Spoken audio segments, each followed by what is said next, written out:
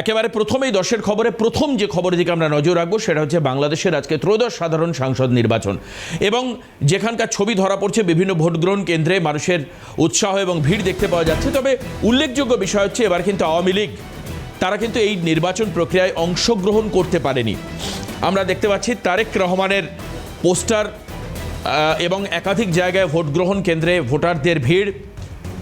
আমরা দেখছি সকাল 7টা থেকে শুরু হয়েছে ভোট গ্রহণ প্রক্রিয়া, বিকেল 4:30 পর্যন্ত ভোট গ্রহণ প্রক্রিয়া চলবে। প্রায় 12 কোটি মানুষ আজকের এই ভোট প্রক্রিয়ায় অংশগ্রহণ করবেন। হাসিনাকে ছাড়াই বাংলাদেশে হচ্ছে সাধারণ নির্বাচন।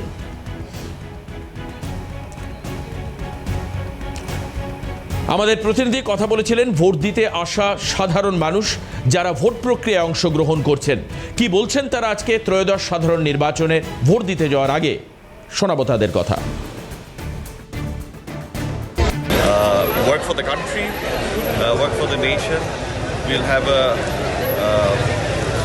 corruption-free country, inshallah.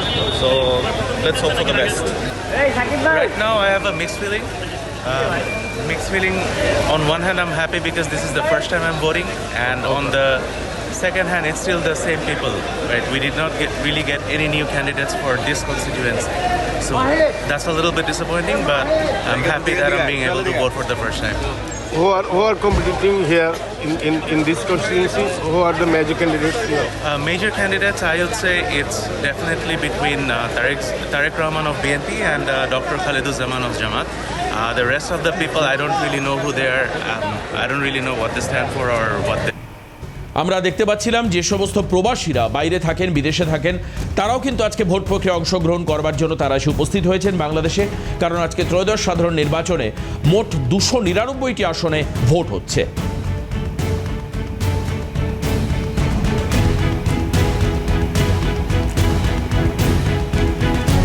মোট প্রার্থীর সংখ্যা 2034 জন। মোট 299টি আসনের জন্য এই ভোট প্রক্রিয়া হচ্ছে। মোট প্রার্থী রয়েছেন 2034 জন। তাদের ভাগ্য আজকে নির্ধারিত হবে এবং স্বতন্ত্র হিসাবে প্রতিদ্বন্দ্বিতা করছেন 275 জন, অর্থাৎ নির্দল প্রার্থী হিসাবে তারা লড়াই করছেন। আর এবারকার এই নির্বাচনে অংশগ্রহণ করছে 51টি রাজনৈতিক দল। মোট প্রার্থী সংখ্যা 2034, নির্দল হিসাবে লড়বেন 257 জন। মোট ভোটার প্রায় 12,76,95,183 জন। পুরুষ ভোটার এবং মহিলা ভোটারের সংখ্যা প্রায় সমান। দেখুন, পুরুষ ভোটারের সংখ্যা হচ্ছে 6,48,14,907 জন। সেখানে মহিলা ভোটার বাংলাদেশে আজকে ভোট দেবেন 6,28,00,000, অর্থাৎ মাত্র 20 লক্ষ কম পুরুষ ভোটারের চাইতে। ভোট গ্রহণ চলবে সকাল 7:30 থেকে বিকেল 4:30 পর্যন্ত। আজ জুলাই সনদ নিয়ে গণভোটের আয়োজন করা হয়েছে একই সঙ্গে, অর্থাৎ একজন ভোটার ভোট দিতে গিয়ে 2টি জায়গায় তার মত তিনি জানাবেন।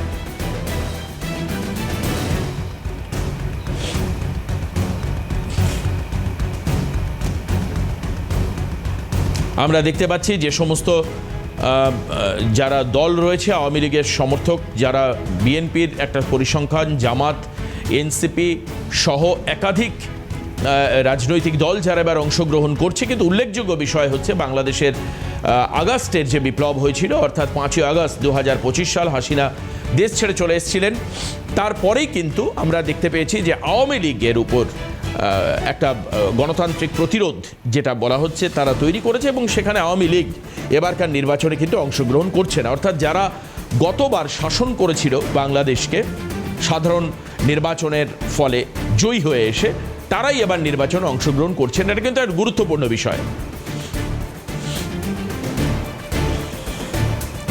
বাংলাদেশ নির্বাচন নিয়ে রাজ্যের বেশ কিছু রাজনৈতিক মহলের প্রতিক্রিয়া, রাজনৈতিক ব্যক্তিত্বের প্রতিক্রিয়া আমরা পেয়েছি। দিলীপ ঘোষ বিজেপি নেতা বাংলাদেশ নির্বাচন নিয়ে কি প্রতিক্রিয়া দিয়েছেন শোনাবো আপনাদের, শুনুন। বাংলাদেশের মানুষও চাইছিলেন, আমরাও চাই বাংলাদেশে স্বচ্ছ নির্বাচন হোক, সরকার আসুক, যেটা ওখানকার সাধারণ মানুষের ইচ্ছাকে পূরণ করুক, তাদের শান্তি দিক, সুশাসন দিক, বাংলাদেশের শান্তি আসুক, এটা আমরা পড়েছি হিসাবে চাই। শুভেচ্ছা থাকলো।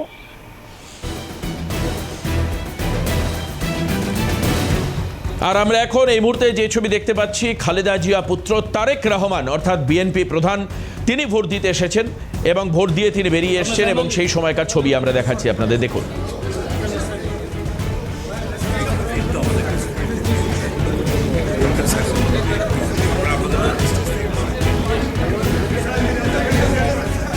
খালেদা জিয়া পুত্র তারেক রহমান তিনি ভোট দিচ্ছেন। এই ভোট প্রক্রিয়ায় খালেদা জিয়া অংশগ্রহণ করার কোনো জায়গা নেই, কারণ তার মৃত্যু হয়েছে। আর অন্যদিকে শেখ হাসিনা তিনি দেশ থেকে বিতাড়িত হয়েছেন। অর্থাৎ এই দুই মূল নেত্রী, প্রধান নেত্রী, তারা কিন্তু এবারকার ভোট প্রক্রিয়ায় নেই। অর্থাৎ তাদের ছাড়াই এবার বাংলাদেশে সাধারণ গণতান্ত্রিক নির্বাচন অনুষ্ঠিত হচ্ছে। এটা গুরুত্বপূর্ণ। বাংলাদেশের 299টি আসনে ভোট। আর এই মুহূর্তে বিএনপি প্রধান, বিএনপি চেয়ারম্যান তারেক রহমান তিনি ভোট দিতে এসছেন ভোট গ্রহণ কেন্দ্রে। তার ভোট নেওয়ার জন্য প্রস্তুতি নিচ্ছেন যারা, যে সমস্ত ভোট আধিকারিকরা রয়েছেন তারা। সেই ছবি আপনাদেরকে দেখাচ্ছি। খালেদা জিয়া পুত্র তারেক রহমান ভোট দিতে এসছেন।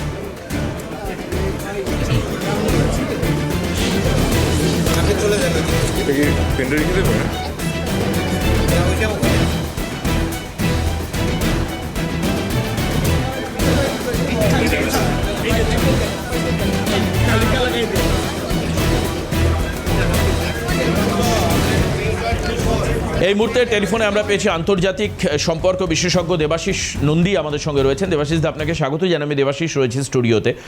যেটা জানতে চাইবো যে বাংলাদেশে ত্রয়োদশ সাধারণ নির্বাচন চলছে, কিন্তু গুরুত্বপূর্ণ বিষয় কোনগুলো উঠে আসছে এই নির্বাচনের মধ্যে দিয়ে? মূলত প্রথম সারির নেত্রী যাদেরকে কেন্দ্র করে বাংলাদেশের নির্বাচন আবর্তিত হতো, তারাই কিন্তু এবার নির্বাচনে নেই। বাদবাকি কোন ইন্টারেস্টিং পার্ট কি দেখতে পাচ্ছেন এই নির্বাচনে, দেবাশিস দা? হ্যাঁ, অনেকদিন পরে যে বাংলাদেশের যে নির্বাচন হতে যাচ্ছে, এই নির্বাচনে অনেকগুলো বিশেষ দিক। প্রথম বলে নেত্রী, আওয়ামী লীগের দুই নেত্রীর অনুপস্থিতি। একজন গত হয়েছেন আর একজন ভারতে রয়েছেন। দ্বিতীয়ত হচ্ছে এই নির্বাচনে এই প্রথমবার জামাত একটি প্রধান শক্তি হিসাবে প্রতিদ্বন্দ্বিতায় নামছে। জামাত কোনো, এর আগে যত নির্বাচন হয়েছে জামাত কোনো গুরুত্বপূর্ণ দল হিসাবে অংশগ্রহণ করতো না, কখনো বিএনপির সাথে কখনো বা লীগেরা দাঁড়াতো। তৃতীয়ত হচ্ছে এবার নির্বাচন কমিশনের ভূমিকা নিয়ে প্রশ্ন রয়েছে, তদারকি সরকারের ভূমিকা নিয়ে প্রশ্ন রয়েছে।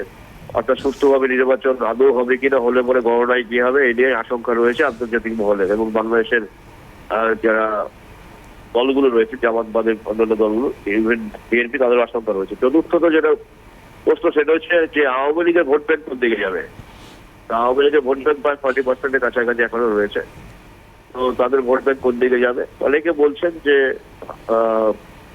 তারা একটা অংশ বিএনপির দিকে যেতে পারে, কারণ তারা মনে করছে জামাত অপেক্ষা বিএনপি ভালো, তাতে কিছুটা নিরাপত্তা পাবেন তারা। পঞ্চমত হচ্ছে যে এই নির্বাচনে যে গণভোটের যে নির্বাচন হবে, গণভোটও হচ্ছে।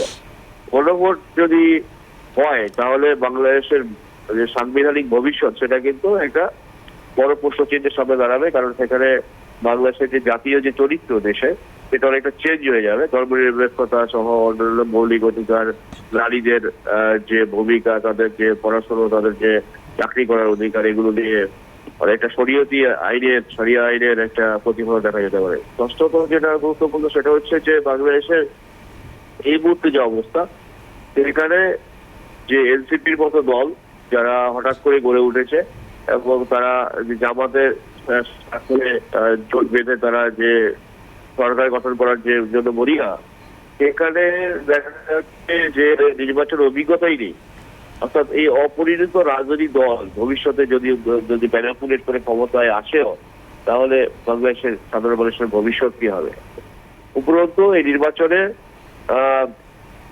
যে ভূমিকা, আমেরিকার ভূমিকা, পাকিস্তানের ভূমিকা এবং নিশ্চিত জঙ্গি সংগঠনের ভূমিকা, সেগুলো খুব গুরুত্বপূর্ণ। কারণ অনেকে আশঙ্কা করছে যে ভোট ব্যাপক হারে কারচুপি হওয়ার সম্ভাবনা রয়েছে এবং ব্যালট বাক্স চুরি হওয়ার আশঙ্কা রয়েছে। সুতরাং যদি সুষ্ঠুভাবে নির্বাচন হয় তাহলে আমার মনে হয় যে বিএনপি ক্ষমতায় রয়েছে। একেবারে অনেক ধন্যবাদ দেবাশিস নন্দী, আন্তর্জাতিক সম্পর্ক বিশেষজ্ঞ আমাদের সঙ্গে ছিলেন। আর আমরা এখন আবারও সেই ছবি আপনাদেরকে দেখাচ্ছি। বিএনপি প্রধান তারেক রহমান অর্থাৎ খালেদা জিয়া পুত্র, তিনি কয়েক মাস আগেই দেশে এসেছেন, নির্বাচনের প্রক্রিয়াতে অংশগ্রহণ করেছেন, বিভিন্ন জায়গায় জনসভা করেছেন, মানুষকে বোঝানোর চেষ্টা করেছেন যে বাংলাদেশের রাজনীতিতে বিএনপি কতটা গুরুত্বপূর্ণ। সেখানে জোট অবস্থায় কিন্তু এবার লড়াই হচ্ছে, জামাতের দিক থেকেও আমরা জোট দেখতে পাচ্ছি। আর এখন এই মুহূর্তে আমরা দেখছি তারেক রহমান ভোট দিচ্ছেন, তার যে ভোট গ্রহণ কেন্দ্র তিনি সেখানে উপস্থিত হয়েছেন ঢাকাতে। ভোট দেওয়ার আগের যে প্রস্তুতি প্রক্রিয়া সেটা চলছে, এবং তারপর এর মধ্যে আমরা যেটা জানতে পেরেছি ভোট দিয়েছেন বিএনপি নেতা চেয়ারম্যান তারেক রহমান।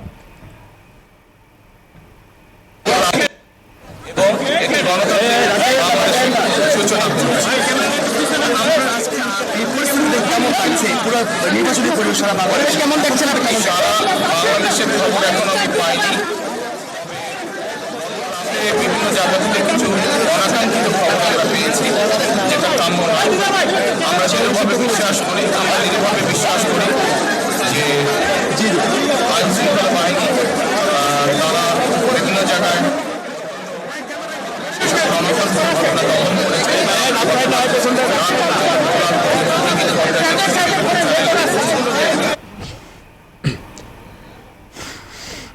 দেখতে পাচ্ছিলাম তারেক রহমান তিনি বাংলাদেশের সংবাদ মাধ্যমের কাছে তার বক্তব্য রাখছেন, এবং বাংলাদেশের আজকে ত্রয়োদশ জাতীয় সংসদ নির্বাচন, যেখানে প্রায় 299টি আসনের জন্য নির্বাচন প্রক্রিয়া অংশগ্রহণ আমরা দেখতে পাচ্ছি, অংশগ্রহণ করছে রাজনৈতিক দলগুলো, এবং প্রায় 2000-এর উপরে প্রার্থীর আজকে ভাগ্য নির্ধারণ হবে। আজকে নির্বাচনের মধ্যে থেকে প্রায় 6 কোটি মানুষ আজকে বাংলাদেশের সাধারণ নির্বাচনে তারা অংশগ্রহণ করবেন। আওয়ামী লীগের শক্ত ঘাঁটি হচ্ছে গোপালগঞ্জ। এখানকার টুঙ্গিপাড়ায় হলো বঙ্গবন্ধু শেখ মুজিবুর রহমানের জন্মস্থান, শেখ হাসিনার নির্বাচনী এলাকা এটি। অন্যান্য বারের চেয়ে এবার ভোটের চিত্রে বড় পরিবর্তন হয়েছে। গোপালগঞ্জ 3 সহ জেলার 3 আসনেই ভোটার উপস্থিতি ছিল নগণ্য। দল নিষিদ্ধ হওয়া এবং ভোট বর্জনের ডাক দেওয়া কেন্দ্রগুলো ছিল প্রায় ফাঁকা। টুঙ্গিপাড়াতে ভোটার কার্যত নেই। আওয়ামী লীগহীন নির্বাচন বলেই এই পরিস্থিতি, এমনটাই খবর। আমরা কিন্তু বিভিন্ন জায়গায় এই ছবিও দেখতে পাচ্ছি।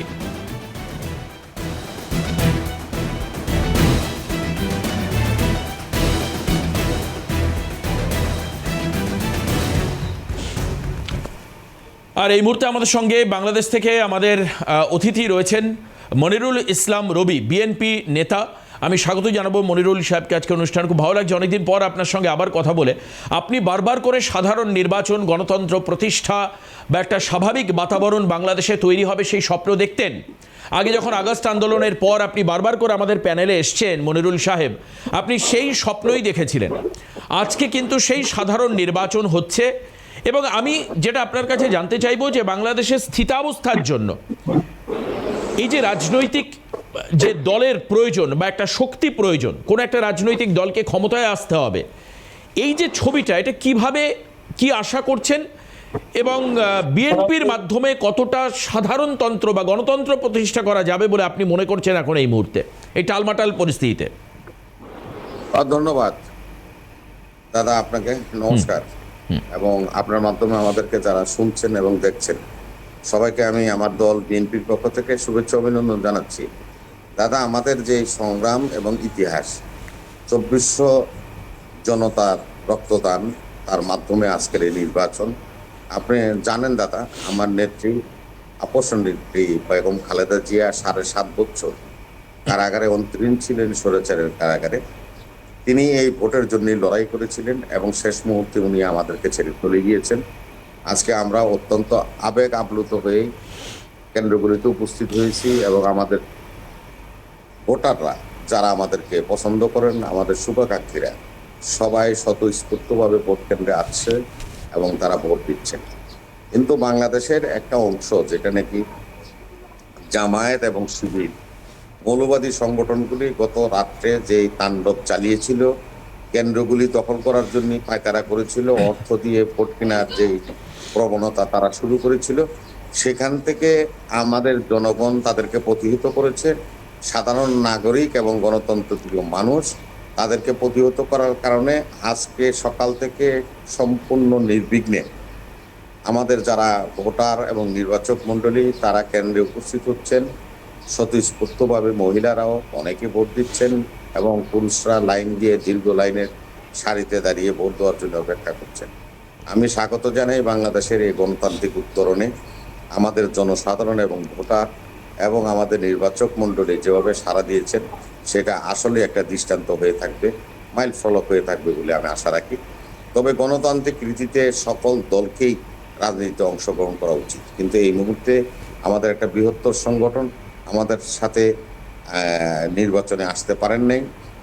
পরিস্থিতি, পরিবেশ প্রতিকূলতা না থাকার কারণে, কারণ তাদের সতেরো যে স্বৈরাচারী মনোভাব দিয়ে সরকার পরিচালনা করেছিলেন এবং দেশের অসংখ্য গুম হত্যার সাথে তারা জড়িত হয়ে পড়েছিলেন, যার কারণে জনগণ তাদের নিয়ে কোনো আস্থা রাখে না এবং তাদেরকে নিয়ে কোনো চিন্তা ভাবনা করে না। সেই সূত্র ধরেই আজকের যে নির্বাচন হচ্ছে, বাংলাদেশের সকল আপনার রাজনৈতিক দলগুলি যারা নাকি নিবন্ধিত 39টি দল, তার মধ্যে একটি বাদে আর সকল দলই এখানে অংশগ্রহণ করছে স্বতঃস্ফূর্তভাবে। এবং না, কিন্তু মনিরুল সাহেব, এখানটা আমি জানতে চাইবো, মানে এটা আমাদের কাছে খুব জানার ইচ্ছা যে আপনি বললেন যে সমস্ত নিবন্ধিত দলগুলো অংশগ্রহণ করছে এবং তাতে আমরা দেখতে পাচ্ছি বিএনপি, জামাত সহ আরও এলআই পার্টিগুলো রয়েছে, কিন্তু সবথেকে গুরুত্বপূর্ণ যে আওয়ামী লীগ, আপনিও হয়তো বিশ্বাস করবেন একজন বিএনপির প্রবীণ নেতা হিসাবে, যে বহু সমর্থক এখনো পর্যন্ত বাংলাদেশে আওয়ামী লীগের রয়েছে, কিন্তু এই যে আওয়ামী লীগের অংশগ্রহণ না করা বা তাদের নিবন্ধন না পাওয়া, রেজিস্ট্রেশন না পাওয়া,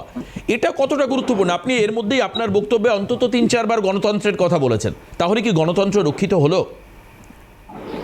গণতন্ত্র রক্ষিত তখনই হচ্ছে না যখন আপনার স্মরণ 1954 সালে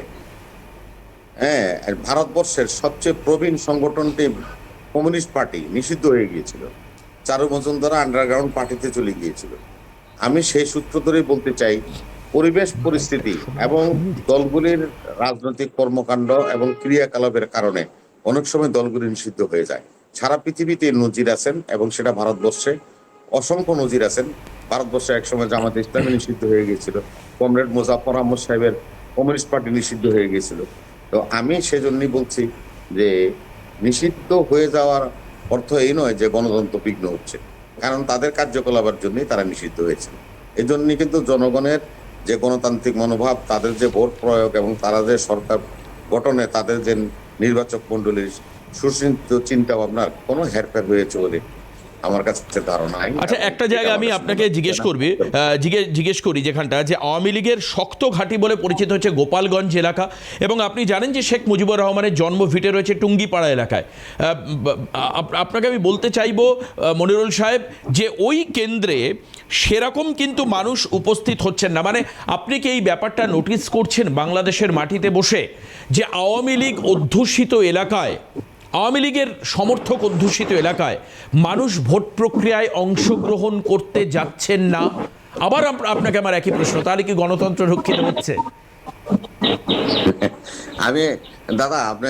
আমি আপনার জ্ঞাতার্থে বলছি দাদা, বলুন। সেটা হলো যে গোপালগঞ্জ একটা বিচ্ছিন্ন অঞ্চল বলে আমি মনে করি, এটা বাংলাদেশেরই অংশ এবং সেখানে ভোটারদের নিজেদের স্বইচ্ছা থাকতে হবে এবং তারা নিজেরা ভোট প্রয়োগ করবে কি করবে না সে স্বাধীনতা ভোটারদের রয়েছে।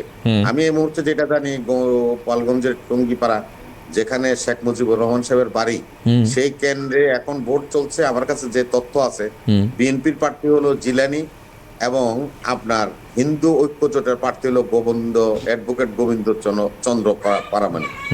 আমি কিছুক্ষণ আগে পারামানিক দাদার সাথে আমার কথা হয়েছে, উনি বলছেন যে সকালের বেলায় ভোটের সংখ্যা কিছুটা কম আসছে এবং এখন যখন বেলা বাড়ছে আস্তে আস্তে ভোটাররা কেন্দ্রমুখী হচ্ছেন এবং আশা রাখছেন যে সেখানেও স্বতঃস্ফূর্তভাবে ভোটাররা ভোট দিবে। আচ্ছা, বেশ, আরেকটা কথা মনিরুল সাহেব জিজ্ঞেস করি, মানে এটাও জানতে ইচ্ছে করছে, যে সেটা হচ্ছে যে বিএনপি হচ্ছে প্রায় অর্ধ শতাব্দী পুরনো একটি রাজনৈতিক দল। মনিরুল সাহেব, এছাড়া জামাতের নামও আমরা বহুবার শুনেছি, ভারতের মাটিতে বসেই শুনেছি, কিন্তু সাধারণ মানুষের অনেকে বলছেন যে যে সমস্ত দলগুলো এবার নির্বাচনে অংশগ্রহণ করেছে তাদের অভিজ্ঞতা রাজনীতিতে অত্যন্ত কম। এমন অনেক দল রয়েছে যাদেরকে মানুষ চেনেন না, নামই শোনেননি হয়তো, এমন অনেক রাজনৈতিক দল যারা এলাই তৈরি করে বসে রয়েছে, অ্যালায়েন্সে তারা ভোটে লড়ছে। এই যে নতুন বা অভিজ্ঞতা সম্পন্ন বা স্বল্প অভিজ্ঞতা সম্পন্ন রাজনৈতিক দলগুলো যে পার্টিসিপেট করছে, এর ফলে গণতন্ত্রের যে স্ট্রাকচারাল ইনফ্রাস্ট্রাকচার সেটা নষ্ট হয়ে যাবে না? আপনার কি মনে হয়? আমার একটা ধারণা দাদা, যে কারণ হলো যে আপনার জামাতে ইসলাম, যেটা নিয়ে জামাতে ইসলাম হিন্দ থেকে জামাতে ইসলাম পাকিস্তান এবং জামাতে ইসলাম বাংলাদেশ। আচ্ছা, আর আমরা হলাম জাতীয়তাবাদী শক্তি। আপনি যেটা বলেছেন, ধন্যবাদ আপনাকে, যে 50 বছরের ঊর্ধ্বে আমরা দল হিসাবে আমরা অতিক্রান্ত করছি একদম। এবং আমরা আজকে যেটা আপনাকে বলতে চাই, যে সরকার পরিচালনায় একমাত্র অভিজ্ঞ দল হলো বিএনপি। এখন জামাতে ইসলাম, এনসিপি এবং অন্যান্য দলগুলি তারা কখনোই সরকার পরিচালনা করে নাই, সেই অভিজ্ঞতা নেই। আমি আজকে ভোটারদের মধ্যে সেই জিনিসটা কিন্তু দাদা পরিলক্ষিত হচ্ছে বলে দেখছি। আচ্ছা, কারণ সেটা হলো যে ভোটাররা সবাই স্বীকার করছে যে অভিজ্ঞ দল হিসাবে সরকার পরিচালনার যে অভিজ্ঞতা বিএনপির আছে, সেই তো বিএনপিকে সরকার পরিচালনার জন্য আমরা নির্বাচিত করব, এই ধরনের একটা মনোভাব আমি ভোটারদের মধ্যে দেখতে পাচ্ছি। আপনার কথাটা পুরোপুরি সত্য। বিএনপি ছাড়া আর যে কয়টা দলেই এখন এই নির্বাচনে অংশগ্রহণ করছে, সরকার পরিচালনা বা সরকারে থাকার অভিজ্ঞতা তাদের কারোই নেই বিএনপি ছাড়া।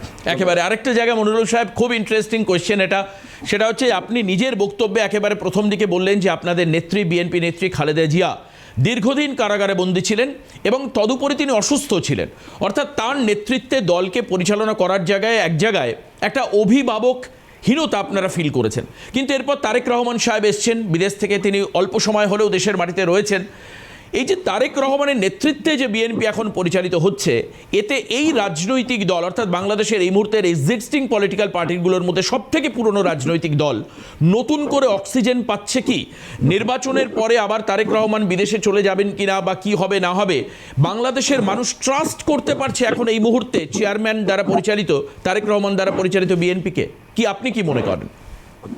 ধন্যবাদ দাদা, আপনাকে অসংখ্য ধন্যবাদ। কারণ হলো বিএনপি জানেন যে তারেক রহমানের বাবাই স্বাধীনতার ঘোষণা দিয়েছিল 1971 সালে, এবং আপনি জানেন যে শহীদ রাষ্ট্রপতি জিয়াউর রহমানের সন্তান হলো তারেক রহমান, এবং বেগম খালেদা জিয়া 3 বার দেশ পরিচালনার অভিজ্ঞ একজন ব্যক্তি ছিলেন, মহান নেত্রী ছিলেন। জেনেটিক একটা কথা আছে দাদা, সেটা হলো পিতা মাতার কাছ থেকে ন্যাচারালি জেনেটিকই সন্তানরা লাভ করে থাকে।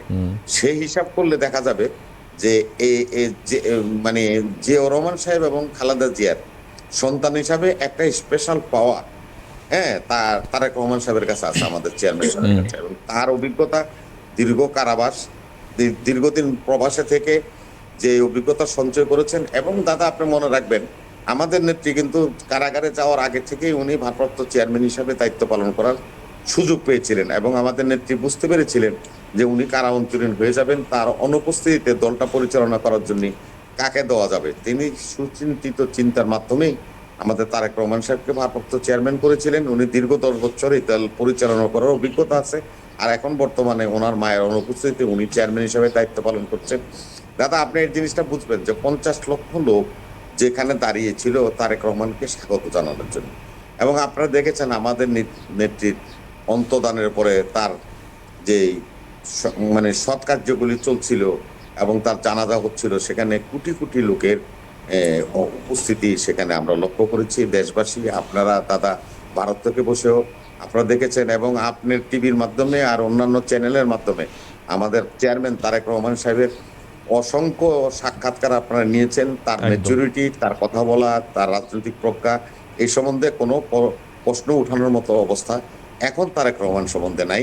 কারণ সারা বিশ্বব্যাপী ওনার বক্তব্য, ওনার চিন্তা, থিম, এবং তিনি যে প্ল্যানের কথা বলছেন সেটা উনি ডিসকাস করেছেন ওনার নির্বাচনী দলের ইশতেহারের মাধ্যমে, সেটা সাদরে গ্রহণ করেছে আমাদের বাংলাদেশের জন্য। একেবারে আজকে ভোটের পর মনিরুল সাহেব সেটা দেখতে পাওয়া যাবে, একদম সে বিষয়ে কোনো সন্দেহ নেই। আপনাকে শেষ প্রশ্ন করব, আমাদের সঙ্গে আপনি সময় দিয়েছেন, আপনাকে অনেক ধন্যবাদ।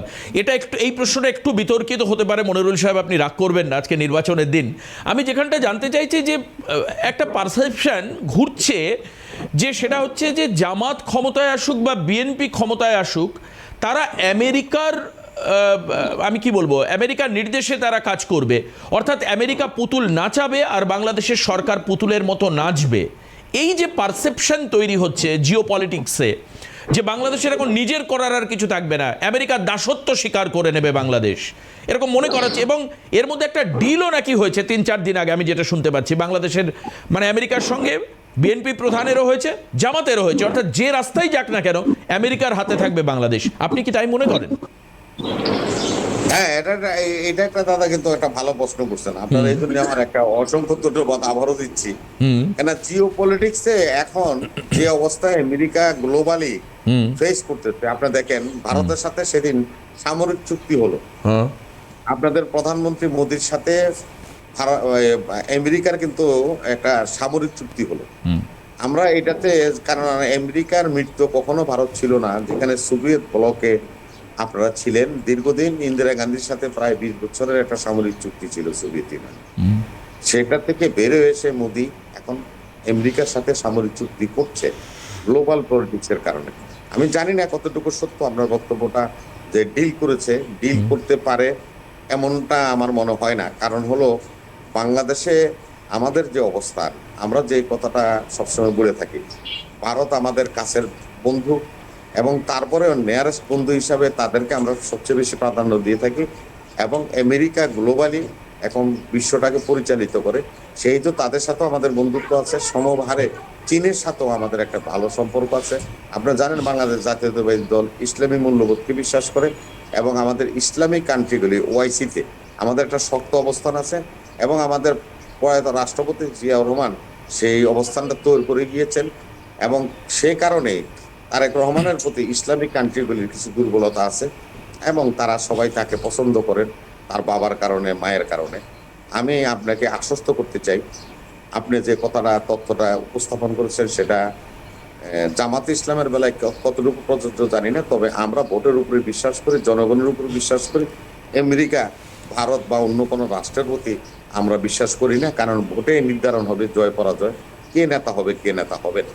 একদম, অনেক ধন্যবাদ মনিরুল সাহেব আমাদেরকে সময় দেওয়ার জন্য। তবে একটা ব্যাপার হয়তো আমি আশা রাখতে পারি আপনার বক্তব্যের পর, যে এই নির্বাচনে যদি সাধারণ মানুষ তারা বিএনপিকে যদি তারা নির্বাচিত করে, হয়তো ভারতের সঙ্গে সম্পর্কের যে অবনমন ঘটছে সেটা হয়তো কয়েকটা ধাপ উপরে উঠতে পারে।